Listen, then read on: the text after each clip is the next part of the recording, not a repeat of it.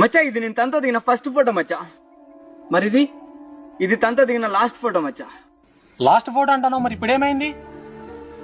ఏమో తెలీదు మచ్చా, just breakup అని చెప్పకుండా దూరం పెట్టింది. మచ్చా మచ్చా తనే కాల్ చేస్తోంది రా. మాట్లాడు.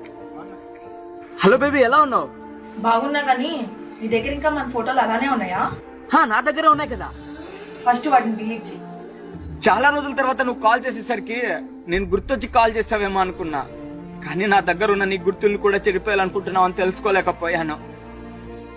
డిలీట్ చేసేస్తాను. డబ్బు కోసం బంగారాన్ని కొట్లో తాకట్టు పెట్టినట్లు ఇన్ని రోజులు నీ సంతోషం కోసం నా ప్రేమని దూరానికి తాకట్టు పెట్టాను.